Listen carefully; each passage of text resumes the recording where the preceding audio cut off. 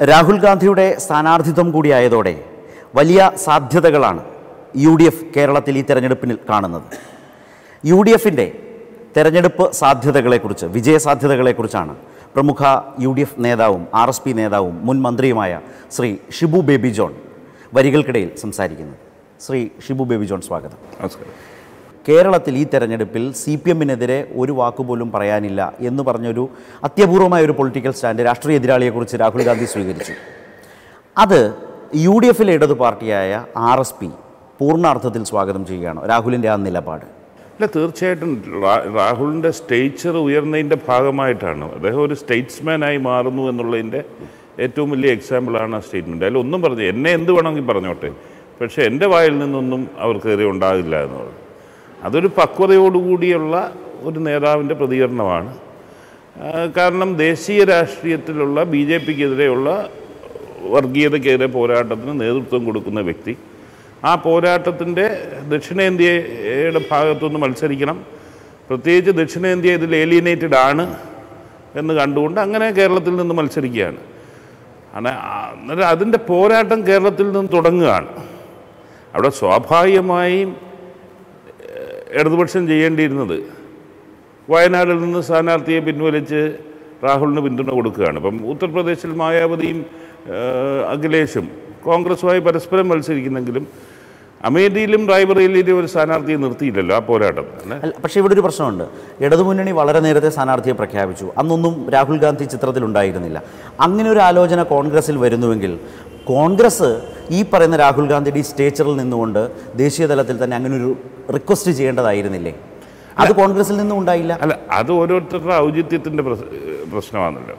ഇടതുപക്ഷവും വർഗീയതയ്ക്കെതിരെയുള്ള പോരാട്ടത്തിൽ നിലകൊള്ളുന്നു എന്ന് പറയുമ്പോൾ ആ പോരാട്ടത്തിൽ നേതൃത്വം കൊടുക്കുന്ന രാഹുൽ ഗാന്ധിക്ക് പിന്തുണ കൊടുക്കണോ വേണ്ടയോ എന്നുള്ളത് അവരുടെ ധാർമ്മികതയാണ്. അത് നമ്മളൊരു അവകാശമായിട്ട് പറയുന്നില്ല, അതാരും അഭ്യർത്ഥന ചെയ്യേണ്ടിയല്ല. മറ്റൊരു പ്രധാനപ്പെട്ട പ്രശ്നം രാഹുൽ ഗാന്ധി പറഞ്ഞതിൽ മറ്റൊന്നുകൂടിയില്ലേ? വയനാട്ടിൽ ഞാൻ മത്സരിക്കുന്നുവെങ്കിലും കേരളത്തിലെ ഇടതുപക്ഷത്തിൻ്റെ CPM-ൻ്റെ പ്രസക്തിയെ അംഗീകരിക്കലും CPM-ഉം ഈ വർഗീയ വിരുദ്ധ തെരഞ്ഞെടുപ്പ് മുന്നണിയിൽ വിജയിച്ചു വരേണ്ടതാണെന്നൊരർത്ഥം കൂടിയ രാഹുൽ ഗാന്ധി പറഞ്ഞതിലില്ലേ? അല്ല, തോൽപ്പിക്കേണ്ടവരല്ല എന്നല്ലേ? അല്ലല്ല, വളരെ വ്യക്തമായി പറഞ്ഞു, കേരളത്തിൽ കോൺഗ്രസും CPM-ഉം തമ്മിലാണ് പോരാട്ടം എന്നുള്ള യാഥാർത്ഥ്യം നിൽക്കുമ്പോഴും അതാണ് ഞാൻ പറഞ്ഞ ഒരു സ്റ്റേറ്റ്സ്മാൻ്റെ പ്രസ്താവന.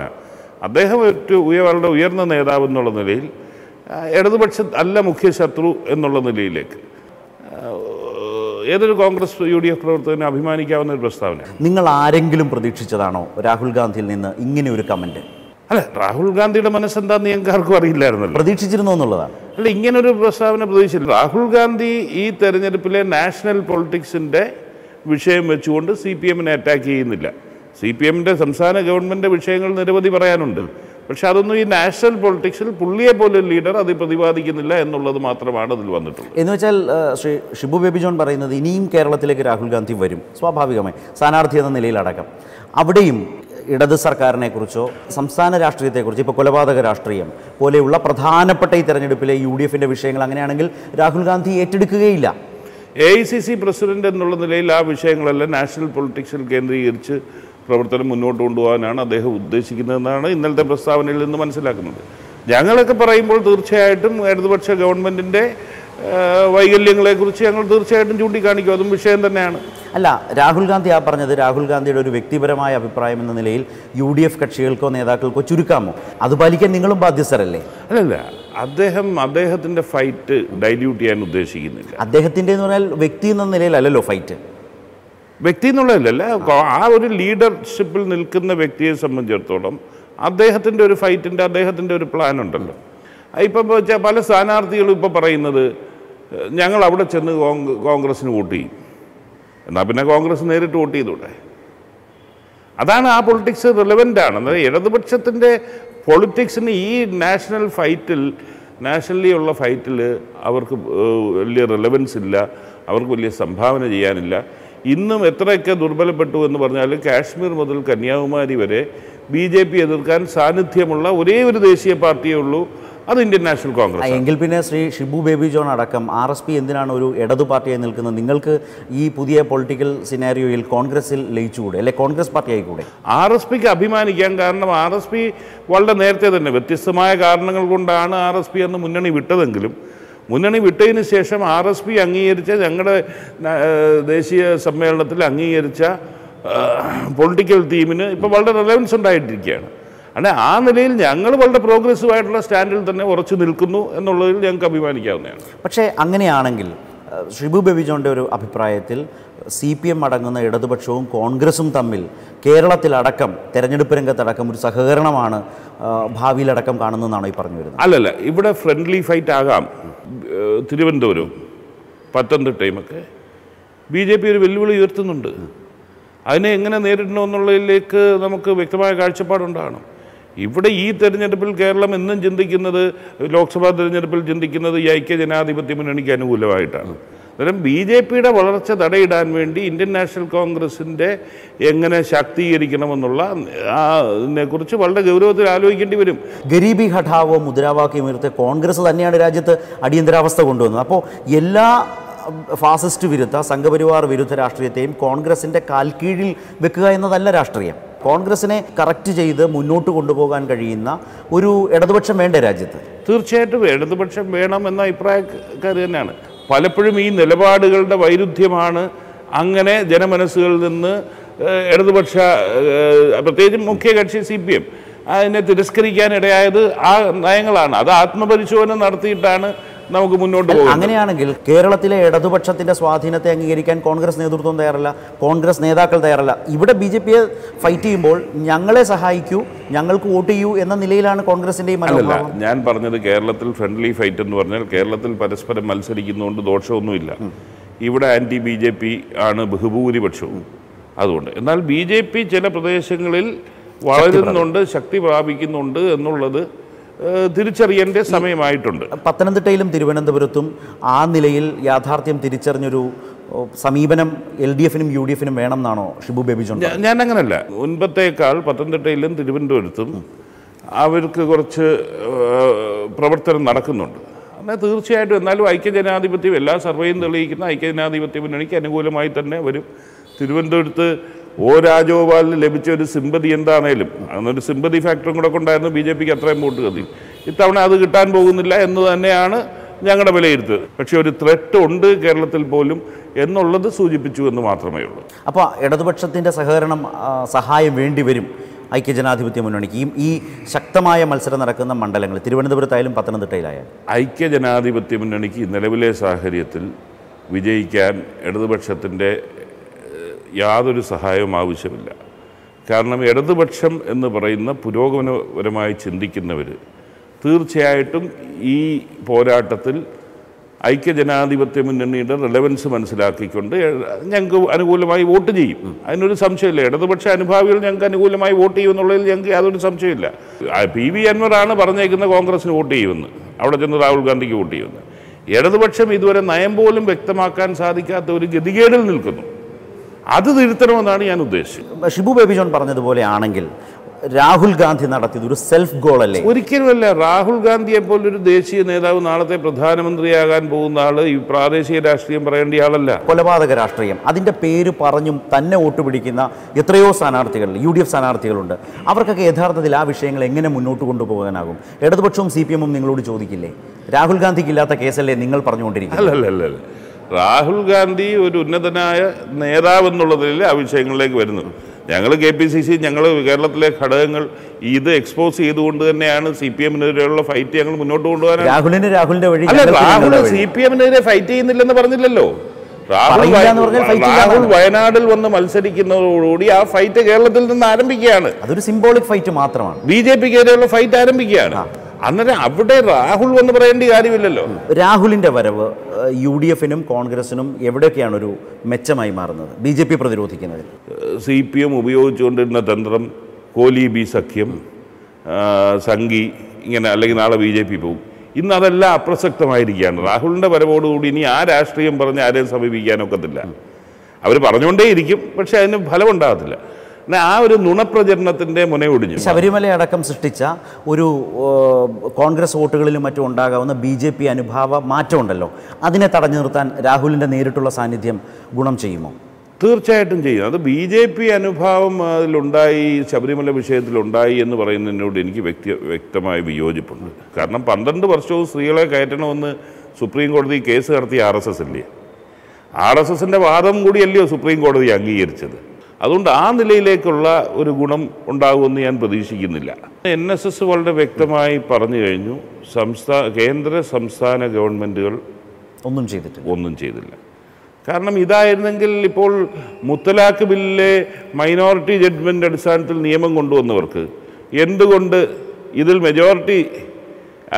മൈനോറിറ്റി ജഡ്ജ്മെൻ്റ് ഉണ്ടായിരുന്നല്ലോ, അതിനനുസരിച്ച് നിയമം കൊണ്ടുവരായിരുന്നല്ലോ, ഇതിനെ മറികടക്കായിരുന്നല്ലോ, അതൊന്നും ചെയ്തില്ല. എന്നാലും ഒരു പൊളിറ്റിക്കൽ ഓപ്പർച്യൂണിറ്റി ആയിട്ട് കണ്ടു ചെയ്തു എന്നുള്ളതിനെക്കുറിച്ച് വളരെ വ്യക്തമാണ്. അന്നേരം NSS അത് പറഞ്ഞു കഴിഞ്ഞു. അന്നേരം അത് കേരളത്തിലെ ജനങ്ങൾക്കെല്ലാം അറിയാവുന്ന ഒരു കാര്യമാണ്. എന്നാൽ ഇതിൻ്റെ പേരിൽ പിണറായി വിജയൻ്റെ നിലപാടുകൾ അത് ഇൻഡയറക്റ്റ്ലി BJP ഇവിടെ കുറച്ച് കരുത്താർജിക്കട്ടെ എന്നുള്ള ഒരു ഉറച്ച തീരുമാനപ്രകാരമാണ് ആ കാര്യങ്ങളൊന്നും. അതിലൊരു സംശയമില്ല. ഒത്തിരി നിലപാട് വളരെ പ്രകോപനപരമായ ഒരു ഗവൺമെൻറ് ഒരിക്കലും ചെയ്തുകൂടാത്തത്. ഒരു ഗവൺമെൻറ് ഭരണത്തിൽ വരുന്ന ഒരു പാർട്ടി സെക്രട്ടറി അല്ലല്ലോ മുഖ്യമന്ത്രി. അവിടെ വന്നു കഴിഞ്ഞാൽ ഒരു ഡിപ്ലോമസി എന്ന് പറഞ്ഞൊരെണ്ണം വേണമല്ലോ. ആ ഡിപ്ലോമസി ഉണ്ടായിരുന്നെങ്കിൽ നിഷ്പ്രയാസം ഈ വിഷയം പരിഹരിക്കാമായിരുന്നു. പക്ഷേ പിണറായി ഓരോ ഘട്ടത്തിലും അതല്ല ഉദ്ദേശിച്ചത്, തീരുമാനിച്ചു. അപ്പോൾ ഈ സാഹചര്യത്തിൽ പിണറായി വിജയനെ സംബന്ധിച്ച്, ഇടതുമുന്നണിയെ സംബന്ധിച്ച് ഈ ലോക്സഭാ തെരഞ്ഞെടുപ്പ് ഏതവസ്ഥയിൽ അവരെ ബാധിക്കും? അല്ല, ഒരു ഗവൺമെൻറ്റിന് ഒരു ഭരണാധികാരിയുടെ ധാർഷ്ട്യമുണ്ടല്ലോ, അതിനെതിരെയുള്ള വിധിയെഴുത്താണ് വരാൻ പോകുന്നത്. ഏതളവ് വരെ? ശക്തമായ പ്രതിഷേധമുണ്ട്. എന്നാൽ പലപ്പോഴും അതിൻ്റെ മുമ്പ് ഇത് കണ്ടിട്ടുണ്ടെങ്കിലും ആദ്യമൊക്കെ ഈ ധാർഷ്ട്യത്തിനെ ഒരു തൻ്റെടമായി ആൾക്കാർ കണ്ടു. ഈ രണ്ടും വളരെ സ്ലിം ലൈനാണല്ലോ. ഒരു ഭരണാധികാരി തൻ്റെടിയാകുന്നതിന് ഒരു അംഗീകാരം സമൂഹത്തിലുണ്ടായിരുന്നു.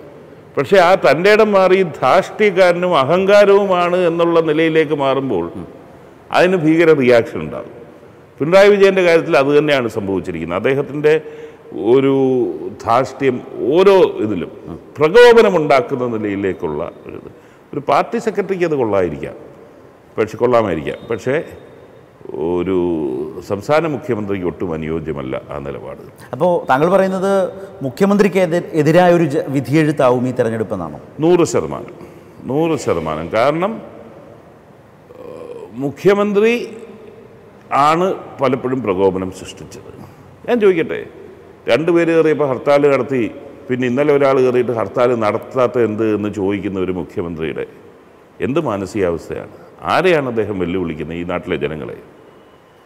ആ ഒരു സമീപനം അതിനെതിരെ നല്ല അതാണ്. ഞാനൊരു ശബരിമല വിഷയത്തിലേക്ക് ഒതുങ്ങുകയല്ല, മനസ്സിലായി. പിണറായി വിജയൻ എന്ന വ്യക്തി എന്താണെന്നും ഈ ശൈലി കേരളത്തിന് ഗുണകരമല്ല എന്ന് വലിയൊരു വിഭാഗം, ഹൈന്ദവ സമൂഹം മാത്രമല്ല പൊതുസമൂഹത്തിൻ്റെ നല്ലൊരു വിഭാഗം ആ നിലയിലേക്ക് ചിന്തിക്കും. അതൊരു കേരളം പോലൊരു സംസ്ഥാനത്തെ സംബന്ധിച്ച് ഒട്ടും യോജിക്കുന്നതല്ല എന്നാണോ പറയുന്നത്?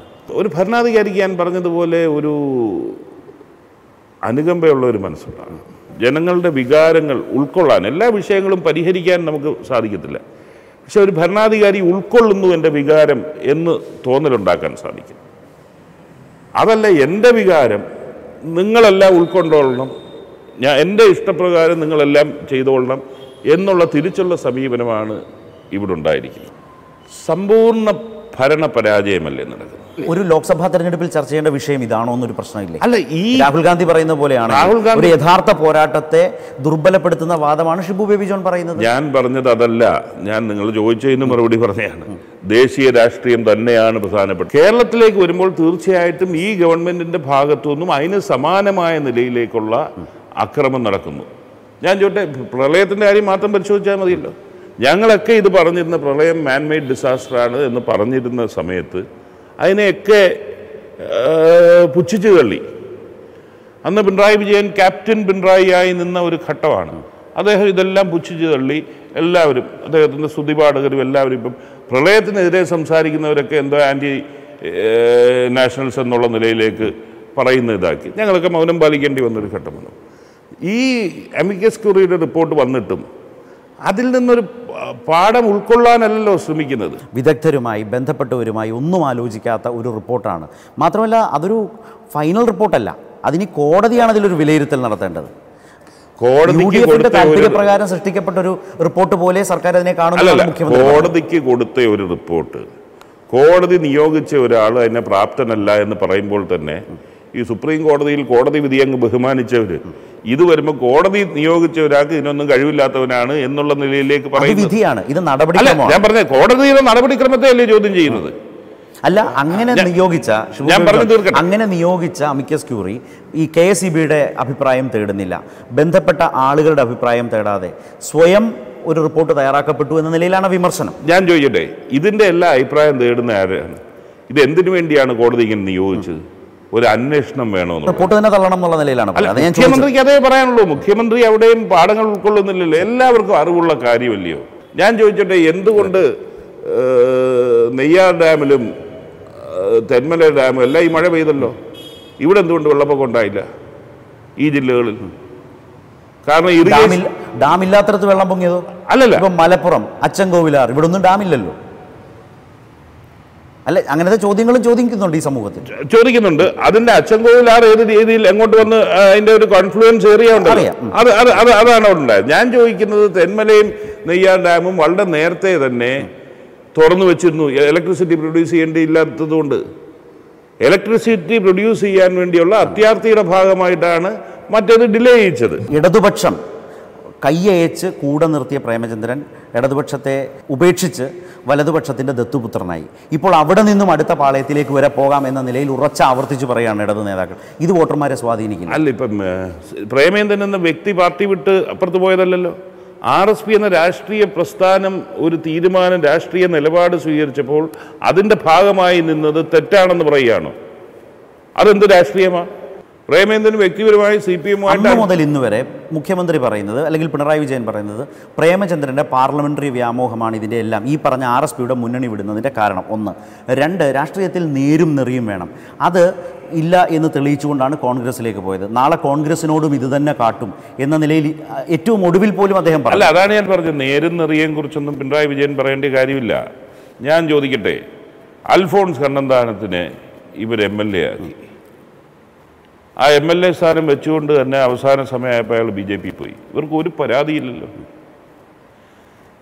പ്രേമേന്ദ്രൻ ഏതെങ്കിലും CPMൻ്റെ ഇടതുപക്ഷത്തിൻ്റെയോ സംഭാവന കൊണ്ട് നേടിയെടുത്ത ഒരു സ്ഥാനം വെച്ചുകൊണ്ടാണോ പോയത്? അല്ലല്ലോ. ഒരു MLA സ്ഥാനമോ MP സ്ഥാനമോ, അങ്ങനെ MLA സ്ഥാനമുള്ള ഗണേഷ് കുമാറിനെ അങ്ങോട്ടെടുത്തപ്പോൾ വളരെ പ്രോഗ്രസ് പുരോഗമനപരവാദികൾ. എന്തിന്? വീരേന്ദ്രകുമാർ സാറിൻ്റെ കാര്യത്തിൽ അദ്ദേഹത്തിന് വടകര സീറ്റ് കിട്ടാതെ UDFിലേക്ക് വന്നപ്പോൾ ഇതിനെ സമാനമായ നിലയിൽ അധിക്ഷേപങ്ങളുണ്ടായി. രാജ്യസഭാ സീറ്റോടുകൂടി അദ്ദേഹം തിരിച്ച് LDFിലേക്ക് ചെന്നപ്പോൾ വളരെ നല്ല കാര്യം. എന്നാൽ ഈ ഡബിൾ സ്റ്റാൻഡേർഡ്സ് എന്തിനാണ്? ഞങ്ങളാരും വീരേന്ദ്രകുമാർ സാറ് പോയപ്പോൾ ആ നിലയിലേക്ക് അധിക്ഷേപം ഞങ്ങൾ ഉന്നയിച്ചില്ലല്ലോ. ഞങ്ങൾക്കതിൽ ശക്തമായ പ്രതിഷേധമുണ്ട്, ഇതുണ്ട്. ഇവിടെ എന്താണ് സംഭവിച്ചത്? പിണറായി വിജയൻ എന്ന വ്യക്തിക്ക് അദ്ദേഹത്തിൻ്റെ തീരുമാനം തെറ്റിപ്പോയതിൻ്റെ അടിസ്ഥാനത്തിലാണ് RSP വിട്ടുപോയത് എന്നുള്ള വിമർശനം അന്നേ ഉയർന്നു. RSPയോട് കാണിച്ച ഒരു സമീപനം, അതിൽ ടിപ്പിക്കലായിട്ടുള്ള ധാർഷ്ട്യത്തിൻ്റെ അടിസ്ഥാനത്തിലുള്ള ഒരു സമീപനം. സ്ഥാനാർത്ഥിയെ പ്രഖ്യാപിച്ചു കഴിഞ്ഞ് പിന്നെ RSP ആയിട്ട് ചർച്ചയ്ക്ക് വെക്കുകയും ഞങ്ങൾ അടുത്ത അസംബ്ലി ഇലക്ഷനിൽ നിങ്ങളുടെ സീറ്റ് കുറയ്ക്കാതെ നോക്കാം എന്ന് പറയുന്ന ഒരു ധാർഷ്ട്യമുണ്ടല്ലോ. ആത്മാഭിമാനമുള്ള ഒരു രാഷ്ട്രീയ പ്രസ്ഥാനത്തിൽ നിൽക്കാനൊക്കെ അതിനകത്ത് ആ ധാർഷ്ട്യത്തിന് ഒരു വലിയ തിരിച്ചടി നൽകി. എന്നാൽ അന്ന് മുതൽ അദ്ദേഹം ഇത് വളരെ വ്യക്തിപരമായി എടുത്തിരിക്കുകയാണ്. അത് തന്നെ ഒരു രാഷ്ട്രീയ നേതാവിൻ്റെ പക്വത കുറവാണ്. ഇപ്പോൾ ആ ഒരു ഏറ്റവും വലിയ വ്യക്തിപരമായ ഒരു വൈരാഗ്യവുമായി മുന്നോട്ട് പോകുന്നു. ഇത് പൊളിറ്റിക്സ് അല്ലേ? ബിജോൺ പറയുന്നത് പിണറായി വിജയന് വ്യക്തിപരമായ വൈരാഗ്യമുള്ള സ്ഥാനാർത്ഥിയാണ് പ്രേമേന്ദ്രൻ എന്നാണ്. ഒരു സംശയമില്ലല്ലോ, ഒരു സംശയമില്ല. വ്യക്തിപരമായിട്ടുള്ള ഒരു വൈരാഗ്യത്തിൻ്റെ അധിഷ്ഠിതമായിട്ടുള്ള പ്രചരണമാണ് മാത്രമാണ് ഇവിടെ നടക്കുന്നത്. കഴിഞ്ഞ തവണ ഇതിനെ അതിജീവിച്ചു. അന്ന് നടത്തിയ പരാമർശം ആ വൈരാഗ്യത്തിൽ നിന്ന് വന്നതാണ്. അത് വീണ്ടും 5 വർഷങ്ങൾക്ക് ശേഷം ആവർത്തിക്കുന്നു, ഞാനതിൽ ഉറച്ചു നിൽക്കുന്നു എന്ന് പറയുമ്പോൾ എത്രത്തോളം മനസ്സിൽ പകയും വിദ്വേഷവും. പൊളിറ്റിക്സിനെ, രാഷ്ട്രീയത്തെ രാഷ്ട്രീയമായി കാണാൻ അദ്ദേഹത്തിന് സാധിക്കുന്നില്ല. അദ്ദേഹത്തിൻ്റെ നിലപാട് എല്ലാ ഏകാധിപതികൾക്കും ഉള്ളതാണല്ലോ. സ്വന്തം വൈകല്യങ്ങൾ പുറത്തു വരാൻ ഇഷ്ടപ്പെടുന്നില്ല.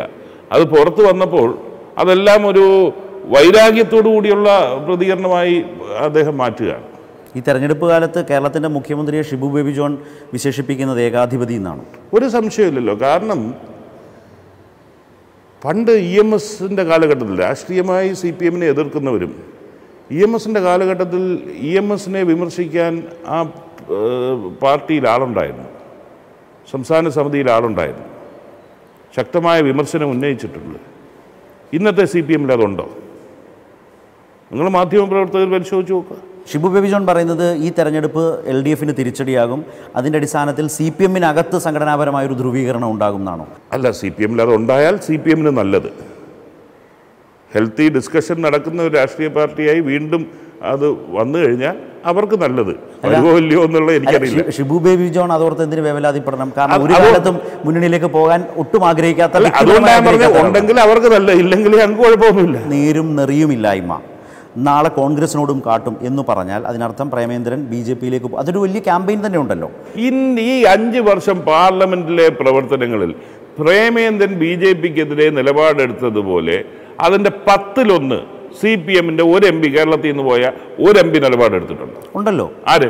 ഇടതുപക്ഷ എംപിമാരെല്ലാം വളരെ ശക്തമായി പാർലമെന്റിലെ MP രാജേഷ്, ഡോക്ടർ സമ്പത്ത്, എത്ര ആളുകൾ, ഞാൻ പറഞ്ഞത് നേതാവ് P കരുണാകരൻ, ഞാൻ പറഞ്ഞത് ഒറ്റ യൂണിറ്റ് ആയിട്ടാണ് അവിടെ പ്രവർത്തിച്ചത്. പക്ഷെ പാർലമെന്ററി പ്രൊസീഡിങ്സിൽ പങ്കെടുത്തുകൊണ്ട് പ്രേമേന്ദ്രൻ എടുത്തിട്ടുള്ള നിലപാടിന് സമാനമായി ആരെടുത്തിട്ടുണ്ട്? ഏറ്റവും ഒടുവിൽ മുത്തലാഖിൽ വന്നു ബില്ലിൽ. CPM അടക്കം ഇതിന് വോട്ടിംഗ് ചെയ്തു എന്ന് പറയുന്നല്ലോ. ഇതിനെതിരെ വോട്ട് ചെയ്തത് ആരുടെ പ്രമേയത്തെയാണ്? പ്രേമേന്ദ്രൻ്റെ കട്ട്മോഷൻ നിരാകരണ പ്രമേയത്തിൽ അനുകൂലിച്ചല്ലേ വോട്ട് ചെയ്തത്. ആ പ്രേമേന്ദ്രൻ്റെ ഏത് നിലപാടുകൾ കൊണ്ടാണ് BJP-യിൽ പോകുന്നവർക്ക് തോന്നലുണ്ടായത്? കൊല്ലം ബൈപ്പാസ്, അതിൽ പ്രധാനമന്ത്രിയെ കൊണ്ടുവന്നത്, അതിനുവേണ്ടി കാട്ടിയിട്ടുള്ള പ്രത്യേക താല്പര്യം, ഇതാണ് CPM പറയുന്നത്. ഇത് ഒരു നുണ 100 തവണ ആവർത്തിച്ച ഞാൻ വെല്ലുവിളിച്ചല്ലോ. പ്രേമേന്ദ്രൻ ഇത് ഒളിച്ചു വെക്കാൻ നോക്കുന്ന റൈറ്റ് ടു ഇൻഫർമേഷൻ ഉള്ള കാലഘട്ടമാണ്. പ്രേമേന്ദ്രൻ്റെ കത്ത്, ആ കത്തിൽ പ്രധാനമന്ത്രി പങ്കെടുത്ത് ഉദ്ഘാടനം ചെയ്യണമെന്ന് പ്രേമേന്ദ്രൻ ആവശ്യപ്പെട്ടിട്ടുണ്ടെങ്കിൽ ഇവർ വിവരാവകാശ പ്രകാരം ആ കത്തിൻ്റെ കോപ്പി ഹാജരാക്കുക. നിങ്ങൾ പറയുന്ന കാര്യങ്ങൾ പ്രേമചന്ദ്രൻ അമിത താല്പര്യമെടുത്ത് മുഖ്യമന്ത്രി ഉദ്ഘാടനം ചെയ്യേണ്ട, പ്രധാനമന്ത്രി ഉദ്ഘാടനം ചെയ്യട്ടെ എന്നതിൽ അത് രേഖയിലുണ്ടാവില്ലല്ലോ. അങ്ങനെ ഒരു വാദമാണ് രേഖയിലില്ല. വിവരാവകാശത്തിൽ കിട്ടില്ല. അല്ല, അതാ പറഞ്ഞത്, ഓരോരുത്തരുടെ ഭാവനയിൽ ഉദിക്കുന്നതിനൊക്കെ മറുപടി പറയണമെന്ന് പറഞ്ഞാൽ അതിപ്പം പറ്റത്തില്ല. അത് കള്ളം ഞാൻ ചോദിക്കട്ടെ, പിണറായി വിജയൻ ഉദ്ഘാടനം ചെയ്യുമെന്ന് ഏത് ഇത് പ്രകാരമാണ് G. സുധാകരൻ പ്രഖ്യാപിച്ചത്? നാഷണൽ ഹൈവേ അതോറിറ്റിയുടെ ഒരു പ്രോജക്റ്റ് എങ്ങനെയാണ് കേന്ദ്ര ഗവൺമെൻറ്റിൻ്റെ അനുമതിയില്ലാതെ G. സുധാകരൻ പ്രഖ്യാപിച്ച പിണറായി വിജയൻ ഉദ്ഘാടനം ചെയ്യുമെന്ന്? അത് ചെയ്യാനൊക്കുമോ? എവിടെയെങ്കിലും നടന്നിട്ടുണ്ടോ?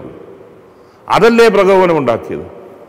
അതിനുശേഷമല്ലേ BJP-ക്കാർ ഹാലളയിൽ പോയി മോഡിയെ കൊണ്ടുവന്നത്. പ്രേമേന്ദ്രൻ കത്ത് കൊടുത്തത് വേറെ. പ്രേമേന്ദ്രൻ കത്ത് കൊടുത്തത് സമയബന്ധിതമായി ഉദ്ഘാടനം ചെയ്യണമെന്ന് മാത്രമാണ്. മാത്രമല്ല, പ്രേമേന്ദ്രൻ രഹസ്യമായി പ്രധാനമന്ത്രിയെ കണ്ടിട്ടുണ്ടെങ്കിൽ അതിനും വിസിറ്റേഴ്സ് ലിസ്റ്റ് വിവരാവകാശ പ്രകാരം ചോദിക്കാമല്ലോ. ബാലകൃഷ്ണപിള്ള ഫാക്ടർ നിങ്ങൾക്കൊരു തിരിച്ചടിയാണോ വിജയസാധ്യതയ്ക്ക് മുന്നിൽ? തെരഞ്ഞെടുപ്പ് സമയത്ത് ഇന്നാക്ക് ഇത് സ്വാധീനം ഇല്ല, സ്വാധീനം ഉണ്ടെന്നൊന്നും പറയാൻ വേണ്ടി ഞാൻ ഇപ്പം മുതിരുന്നില്ല. പക്ഷേ ഈ തെരഞ്ഞെടുപ്പിൽ പിന്നെ അദ്ദേഹത്തിന് സ്വാധീനം ഉണ്ടെന്ന് പറയുന്ന ഒരു മണ്ഡലം പുനലൂരാണല്ലോ. പുനലൂരടക്കം ഇത്തവണ 7 അസംബ്ലി നിയോജക മണ്ഡലങ്ങളിലും പ്രേമേന്ദ്രൻ ലീഡ് ചെയ്യാനുള്ള സാഹചര്യമാണ് ഇന്ന് നിലനിൽക്കുന്നത് എന്ന് എനിക്ക് ഉത്തമ വിശ്വാസമുണ്ട്. വളരെയധികം നന്ദി ശ്രീ ഷിബു ബേബി ജോൺ. ഏതായാലും തെരഞ്ഞെടുപ്പ് തിരക്കുകൾക്കിടയിലാണ് ഈ വിഷയങ്ങൾ ഇപ്പോൾ സംസാരിച്ചത്. Thank you.